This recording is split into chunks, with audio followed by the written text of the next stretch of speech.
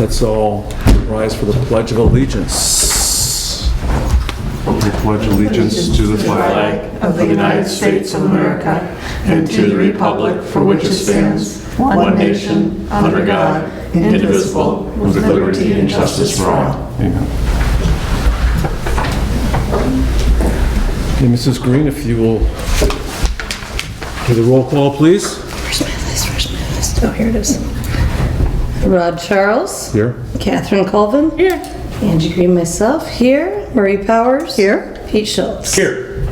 Why do I feel like there's someone off that list? Oh, Dorothy Johnson and Ashley Ross are with them, so. Okay. Item number 4, public comment on non-agenda items. Is that what we are? You're on the agenda? Yeah, that's you guys. That's me. Do I need to come up there? Yeah, okay. It's my first meeting. We're pretty strict, as you noted. Oh, yeah. Real strict. Yeah. Hello, good evening. Thank you for having me. First off, I want to say what a pleasure it is to meet all of you. My name is Jamie Ayers, and I'm going to be the director of the All for Oxford Resiliency Center. So I wanted to come introduce myself and open up the floor for you guys to ask questions. I can give you some updates on where we are and kind of just go from there.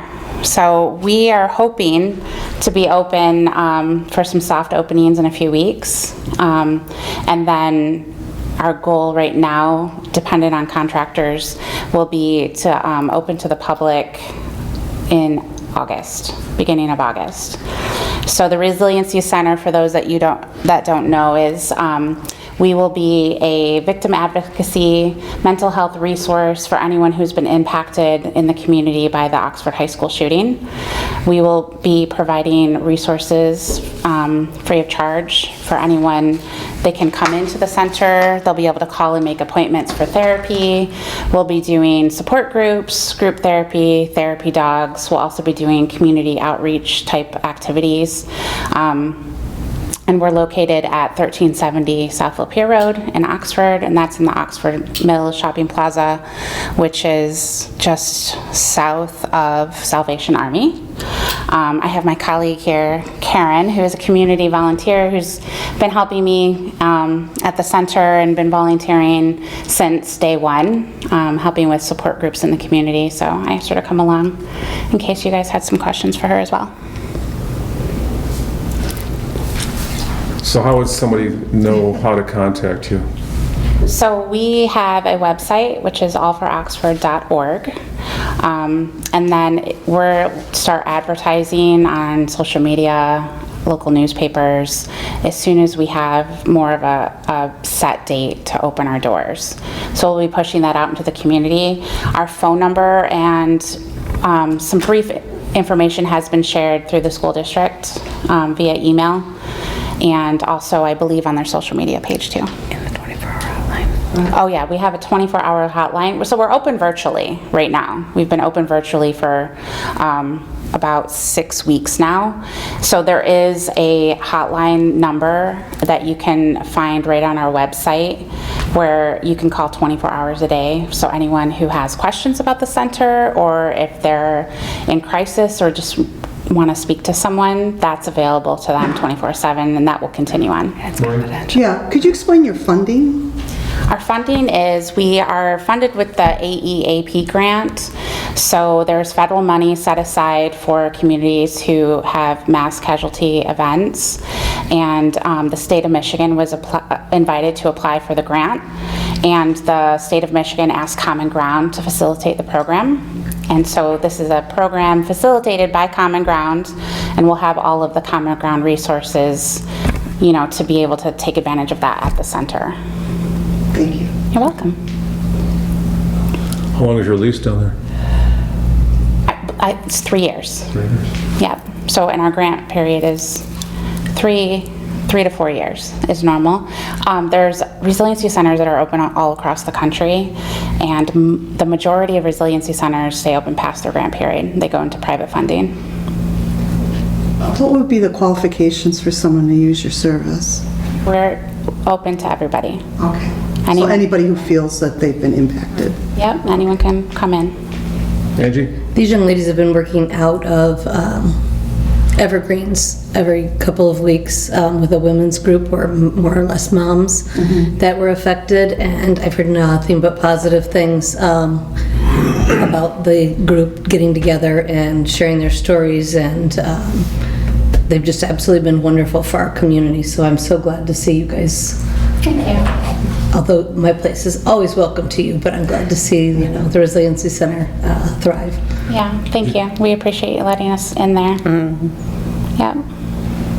And also, if anyone in the community is interested in volunteering, they can sign up on our website too. So I'm starting a list, and when we start building our programming, and I'll take that list of people who sign up to be volunteers, and we'll start contacting people, so we can get the community involved as well.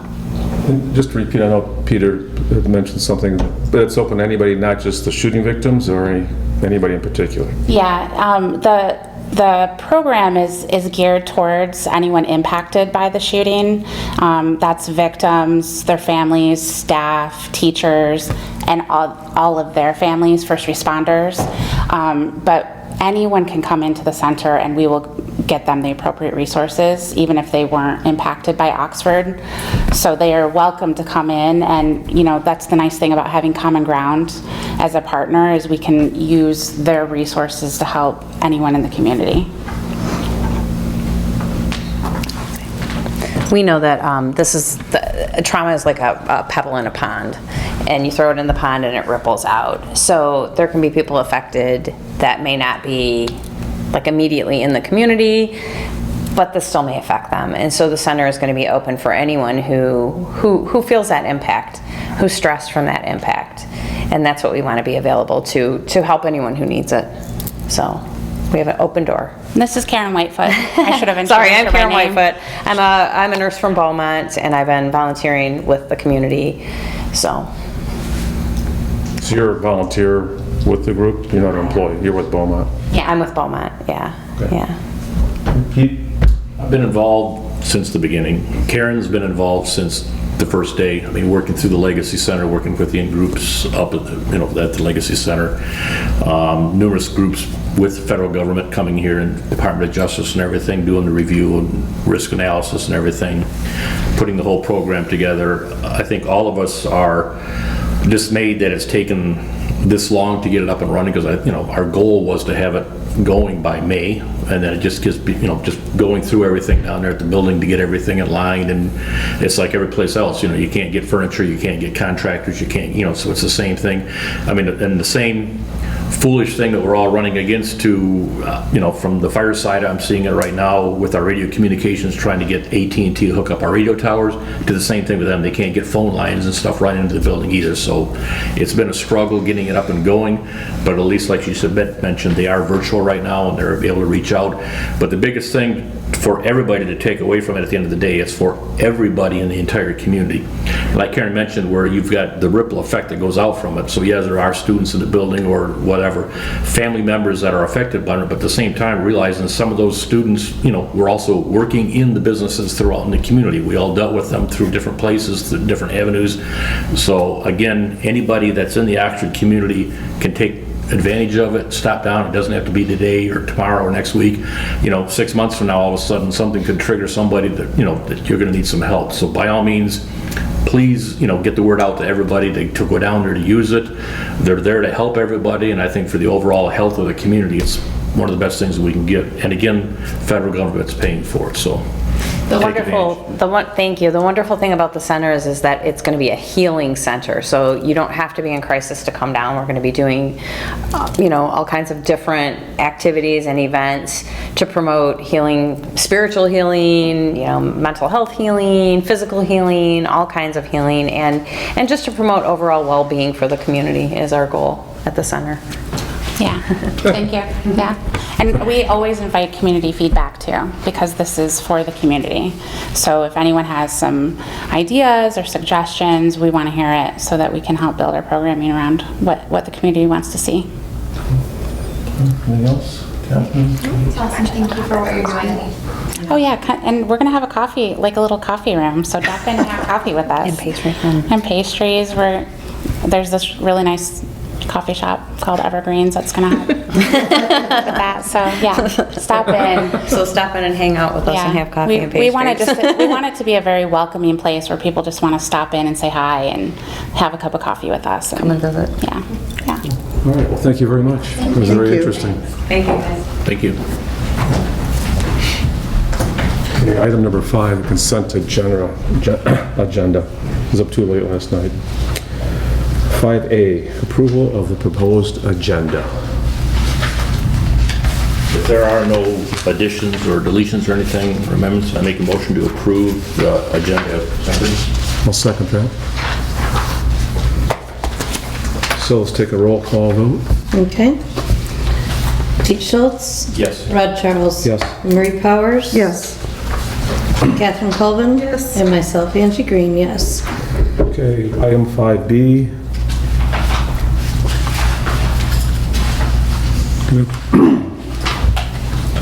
If there are no changes or additions to the minutes, I make a motion to approve the minutes of the May meeting. Second? Approved and sent by, was that Catherine? Yes. Catherine? Okay. Ready for roll call? The roll call, please. Very good. Pete Schultz? Yes. Rod Charles? Yes. Marie Powers? Yes. Catherine Colvin? And myself, Angie Green, yes. 5C, and can we combine C and D? You Yes. can because we don't have any code enforcement this month. Unfortunately, he got COVID. So we have no report. So no code enforcement. Who runs that place? I don't know. So, Make a motion to receive and file the police report. I'll second that. Take a roll call, please, Angie. You as well. Pete Schultz? Yes. Rod Charles? Yes. Marie Powers? Yes. Catherine Colvin? Yes. And myself, Angie Green, yes. Okay, moving on to item 6, the financials, financial statements and revenue expenditure reports. Item 5A.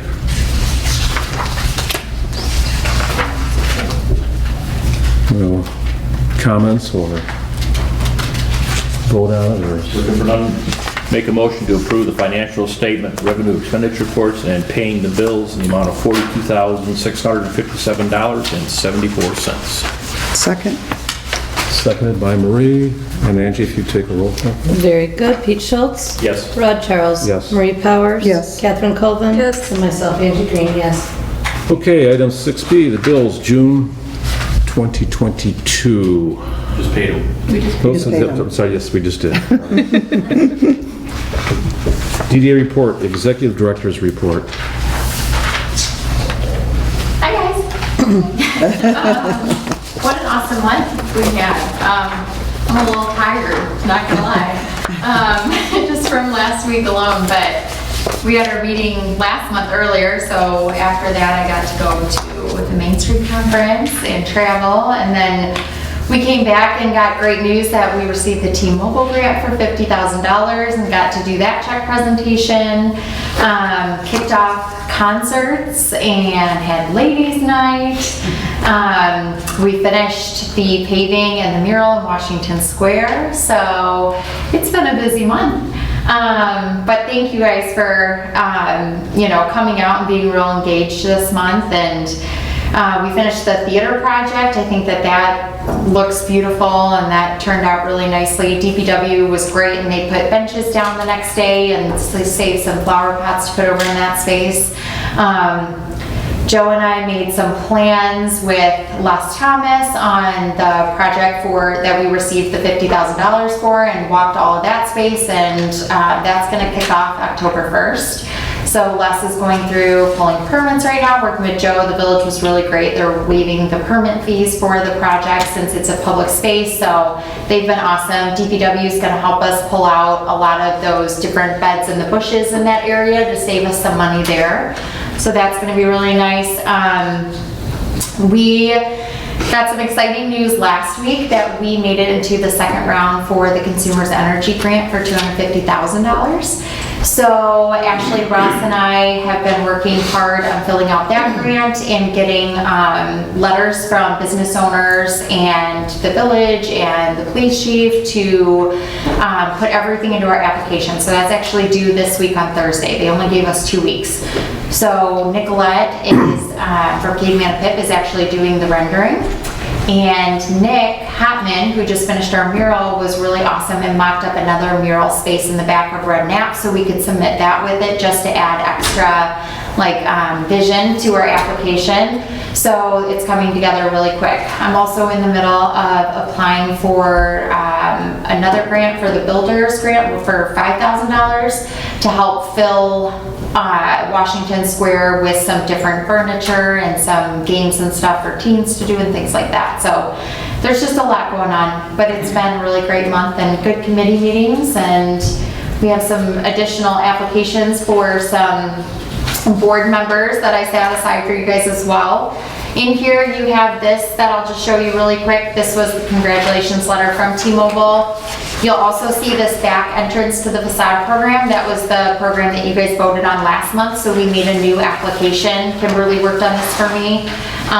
So we've already started to get these back from business owners for our mini micro grants for the back of stores. And then, let's see, did I have anything else in here, or was that it for the back entrance? I think that was it for that one, and then we'll go into the other reports. But yeah, but overall, great month. Kelly, what's a couple things, not that I ever had any comments, of course. The space, October 1, is that when everything's starting, or? That's when it'll start, yeah. So, and the reason being is Les has to finish the front of Victoria's before we can rip up the back. So, that space she's expanding into that extra 500 square feet and the door is moving. So that needs to be completed before we can rip up the back area. So they're not gonna, the concrete, that's not gonna start till October 1? October 1. But it's Les's team that's working on it, so he already has all the contractors set up, so it should be a very quick project.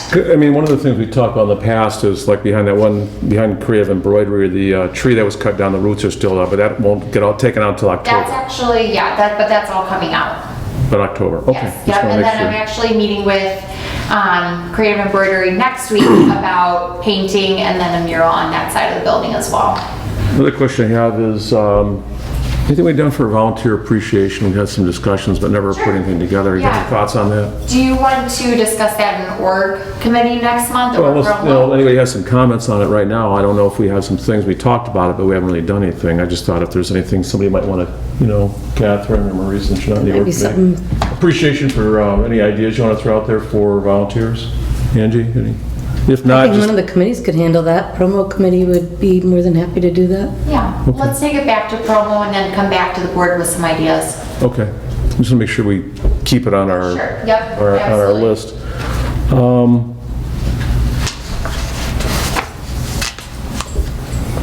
Just to bring up something, maybe the gentleman right there, what's his name, Adore? I see that what do we call it, the Weckel building has been slowly making some snail's pace. Is that an accurate assessment? Yes. Slowly but Do surely. we have any timeline for fruition? No. No? It's October. Don't ask them closed questions, I get closed answers, huh? Okay. Hopefully by winter time, I don't know. But have you, Disagreeing with you. I better stop while I'm ahead then. Okay. That area there, the farmer's market area, Washington Square, I guess we call it now, right? What other things have we got? I know we talked about things, and Angie mentioned promotion, but I know last year we talked about an ice rink. Other things that we kick around for this coming year? Yeah, so there's a couple of grants that are coming up that we could apply for an ice rink if that's the route we wanted to go for winter. I'm also working with the Parks Department for Oakland County has some different ways to activate it too. So we have a follow-up call this week, like movie night and some different teen activation where we could have some stuff for the students to do as well. And then our farmers market is growing daily. We're getting more applications to the point where we're gonna have to cut it off. How many do we have now? Over 25 that have sent in their $100 in commitment, so, Wow. yeah. That's a nice contrast from last year. Yeah. Yeah, I know when I worked last year, that couple of those days, it was... yep.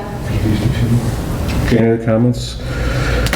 Okay, 7B, org committee report, Mr. Schultz. We met virtually the other day. Some of us had some loose ends to tie up beyond the pontoon boat, and so that would not be Kelly or myself. Anyhow, I got a sunburn, come on. topic of the discussion was pretty much the same stuff that the chairman has been talking about, where we were talking about doing the work behind the buildings. The actual construction on some of the stuff should be started rather quickly here, the leveling of the sidewalks in the back. Sorry, didn't mention that. Should be kicking We met off. today. So it should be moving along there. The biggest thing too is with the T-Mobile grant, as far as getting all the plans put in place to make everything happen, because with a grant like that, there's a whole lot of paperwork that's involved as far as making sure that we follow the rules and guidelines and everything, back it up. So actual bids and so on and so forth. So it's coming along on that way. So doing good. Okay, EV committee was postponed because it gave Kelly and Ashley time to work on this grant that was just being discussed, so I think it was a good use of your Yeah, time it and was. energy. We worked the whole day on it, and we got the email the day before the EV meeting, and they said 2 weeks, and we went, oh, okay. And Ashley was gonna be out of town, so we took that time and took that whole day. Okay, promo committee. Really good. Everything is going well. Concerts in the Park got kicked off. I think Kelly's hair should have been a little bit higher for 80s night, but I won't go into I that. wanna spray all that Aquanet in it. The grant award ceremony went well. Ladies' night was fabulous. There's been a lot of good comments about that. The mural was completed. Everyone loves that idea. Farmers market will start mid-July. July 21st, yep. And the fun run's been pushed back to fall, possibly connecting it with Scarecrow Festival, and we will work on the Volunteer Appreciation Day. And your question on the fun, or the 5K run, is it 5K? Correct. Any thoughts on combining that with, let's say, the high school cross-country team or anything? It's really just in the beginning works. We did discuss possibly connecting it with them. The biggest problem is this cross-country has got a lot of meets on Saturdays. Okay. So the fall might be tight for them to assist with that. But yeah, we definitely want to get the school involved where we can. The other possibility might be the wrestling team too, right? Since they do a lot of running preseason, just whatever. Okay, sorry. Spent a lot of my time doing that stuff. Thank you, Angie. 7E, Design Committee Report. Should that be I can do it. Catherine? Yeah. We talked about a few different grants. Excel Brothers is actually leasing the Dunlop Collision Building, and they applied for 2 sign grants. We decided to give them, it would make sense to give them the grant for one, because we don't think they're going to get both approved through Planning Commission anyway. So whatever one they get approved through Planning Commission, they can use the grant for. Johnston Photography moved, and so she's looking for a new sign. And half of that, I think it was like only $390 or something, so thought that was a good use of the money.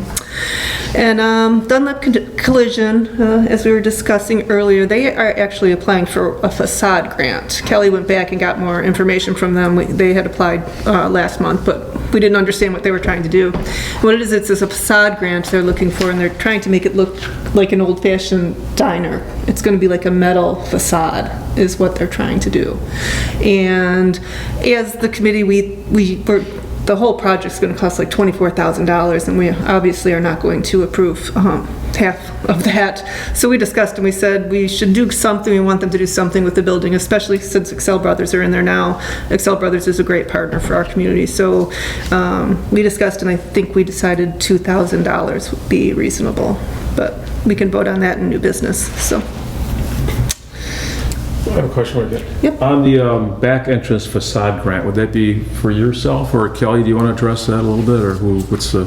Yeah, so when we do have one of those applications, it'll be the same kind of process. I'll take it before the design committee, and then Catherine will bring her recommendations here on behalf of the design committee.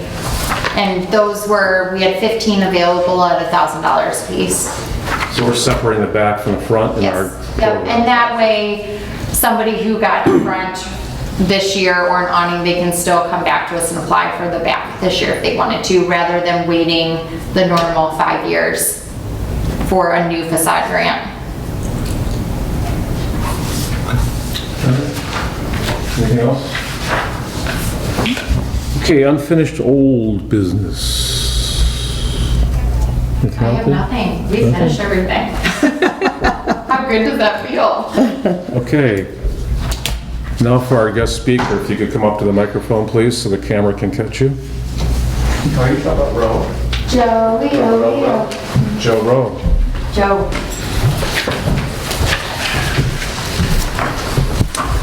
First off, a lot of these projects spill into our area because, we can't just go and pave a back parking lot without looking at drainage, proper engineering, getting some plans and some design, something we can put on a file and say what happened and when did it happen and how did it happen, why did it happen, all those things. Same thing with the T-Mobile grant area around back there.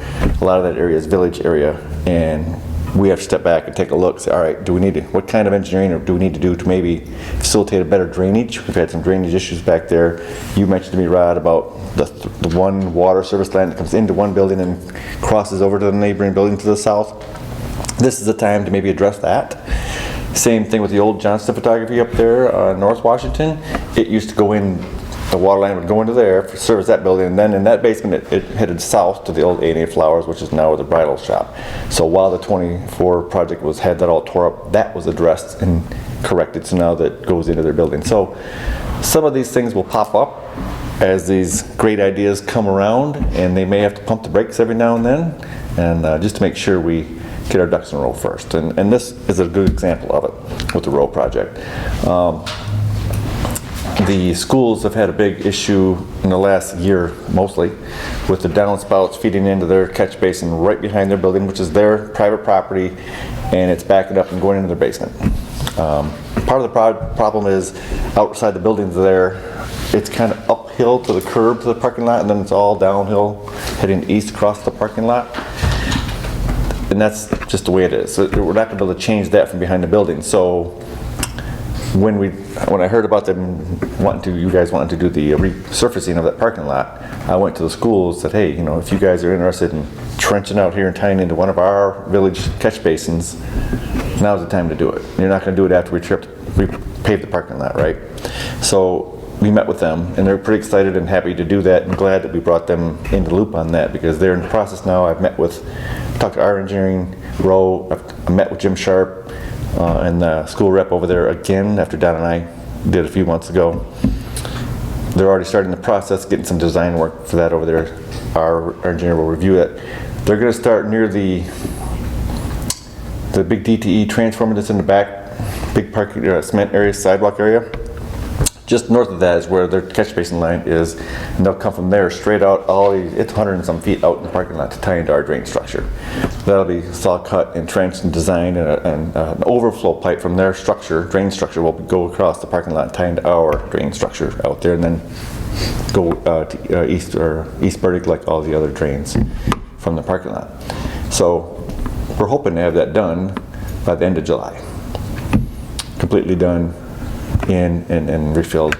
They may not go all the way and get it figured out up along the building with what drain structure they're going to leave in place and how they're going to get to it, but they're going to at least go in beyond the curb several feet so the pipe is there, and then the parking lot project can proceed. So just those kind of things that pop up. The Washington Square parcel over there, when Asphalt Birmingham went out there, met with them and shot some grade, and they realized we couldn't have any sheet draining of water going out through the front opening into the sidewalk. So we had to make sure the water all retained back in the parking area or that lot area. They were shooting some grade. They were thinking the northwest corner would probably be where we need some kind of a drain structure, because you couldn't then go up and over and shed the water right down the ADA ramp to the parking lot either. That's not where you want your water. So the water drainage was an issue. DPW guys took the backhoe out there and they dug down, because we found an old print years ago coming from the parking lot, heading over probably to like the southwest corner of that lot. A drain pipe had been stuffed into the parking, or into that lot. They dug down, they found it into an old brick drain structure that's 15 foot deep. Here's this PVC line stubbed in there. So they vacuumed it all out, got pieces to set the drain structure up, and then had it there. And then Birmingham actually came out and shot the real grade versus just with their levels, and realized it's actually the middle of the lot where the drain's gonna have to go. So the DPW came back, dug down, trenched across, and put the other drain in a structure like out in the middle. 27 feet, they came back and did Yes. that. So these are things that as we talk about, on the road particular, there's some costs involved and things like that. Some of these things just hit the radar, and DPW stepped up, they did it, they chipped in, brought the equipment out, got it over there. Got it where it needs to be, and the paving looks really great, and the drainage is gonna work great.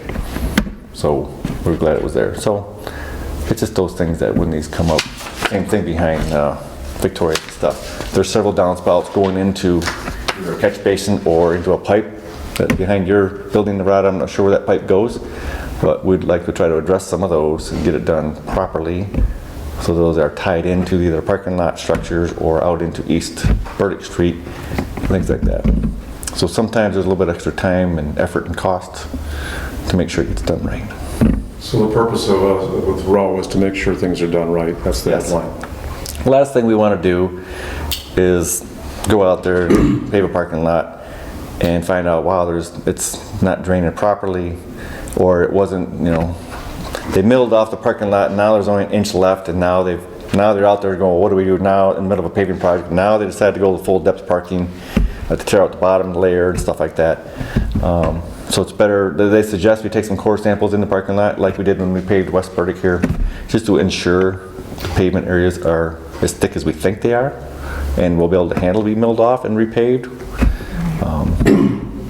Joe, is there like a centralized map somewhere in the village of what's underground in the 4 quadrants?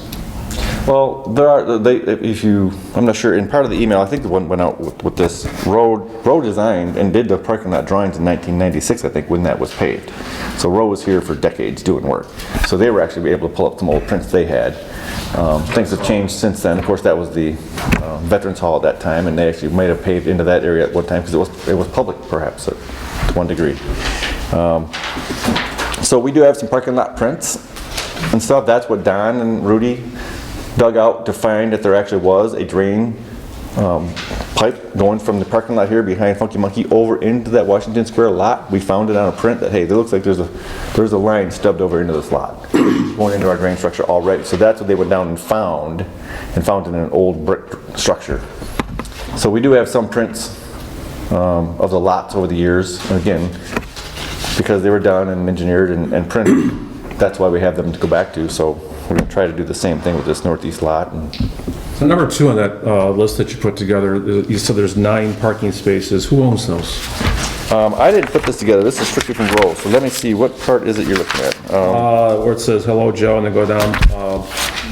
Number 2, it says at about 9 parking spaces north of Burdick. There's an odd settled area. That area there, is that? I believe it is. I believe it's the part behind Key Realty now it is, or was John Burke Realty. I believe it's right along their building. Is the spots he was referring to. Mm-hmm. It's settled. We don't think there's an underground issue there, but it perhaps just wasn't.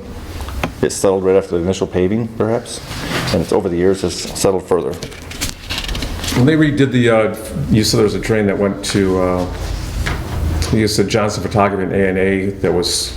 The water service leak. That was corrected then, so each building now has its own... Yes. Who paid for that? The tenant. The tenant paid for that? Yes, because additionally, because of what they were doing upstairs, they used to have a front stairway and a back stairway, but they were taking out the back stairway to have 2 residential units upstairs, and in doing so, they caused themselves to require irrigation, suppression, I mean. And so they went out front only about a month after that sidewalk was poured out front and tore it out. Right. Because they bought the building. About the time they were closing on the building is probably the time when the Dan's excavating was coming through, putting the new sidewalk in. Had we known 6 months earlier, maybe they could have planned, but they had to go out, tear out that sidewalk, stub in and tap in their new service lead as well as a fire suppression line into that building because of their residential's upstairs and only one way up. I think that's what the deal was. So no, the building tenant paid for all that. So, Pete, you have a comment? You've been involved with this probably more than anybody else over the years. No, I mean, definitely, and that's why we brought up at the meeting, when we talked at the org meeting, that's the first thing we've got to go is, to get engineering to do it, because it's kind of difficult to say, well, we need bids on asphalt, and, you can come in and say, well, I can do it for $1,000, and, somebody can come in and say it's going to cost you $200,000, and somebody else can say it's $50,000. So this way, if Row draws up the complete set of bid specs, and then they handle the bid process as far as going out to bidding it. And then I would imagine as far as part of this, that they're going to be there on site while they're doing the actual work and testing and so on and so forth, and then providing a set of as-built after it's done with the full inspection. So that way we know we're getting a quality job and something that's going to last. This does not include any on-site. What's that? Their quote does not include on-site, though. If you look at the, right before the signature page, the project does not include the upgraded existing sheets. It does, any upgrading existing signs, street signs, I'm trying to see what it is, but I just read it today. Well, it says here, you're talking about where it says compensation? No. Schedule, I'm sorry.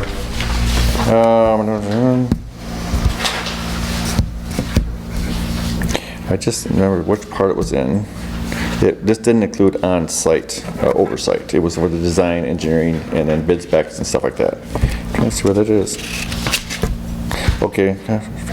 Yes, right under it says compensation, there's a second sentence or second paragraph down, right below the price of $17,450.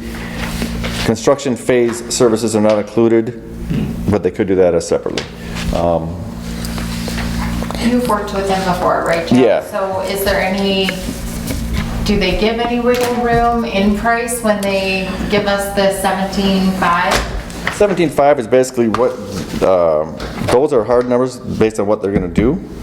On-site stuff, they typically say a day is so much per hour times this. They don't know if the contractor will end up being there 2 days or a day and a half. So they bill it hourly, and the worst, they give it hourly rate. If they're there a day and a half, you pay for a day and a half. If they're 2 days, you pay for 2 days.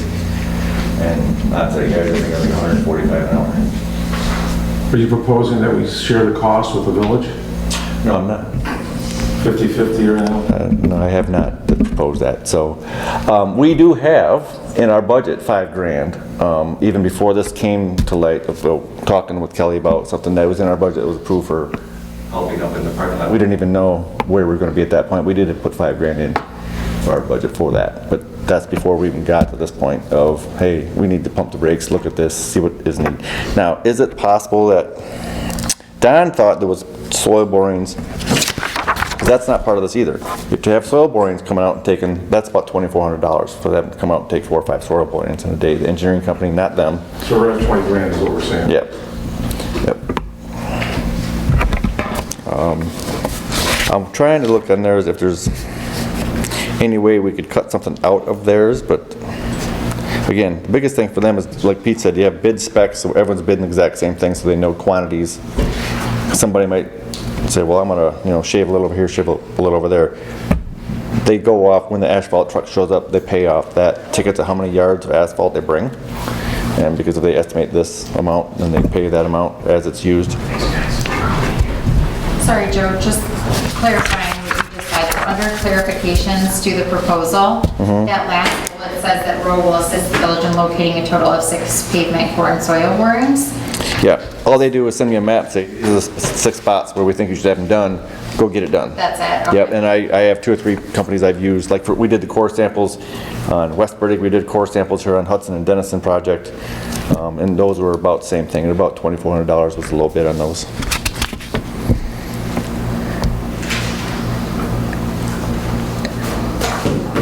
The only other small item is on the top of the clarifications there that the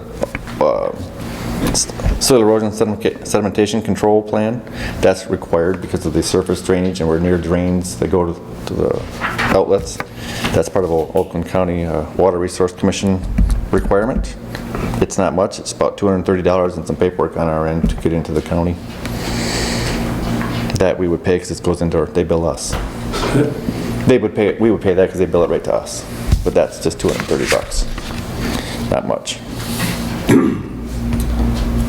See, one of the things too that they brought up too that I hadn't thought about, and I didn't know if you guys thought about it or even mentioned it, is how there's people using the parking lot a lot back there. So they suggest do with the traffic control plan of how do you close it off, how you barricade it to do half the parking lot and then get it prepared and done and then do the other half. So you're not totally wiping out all of that parking lot for 3-4 days at a time.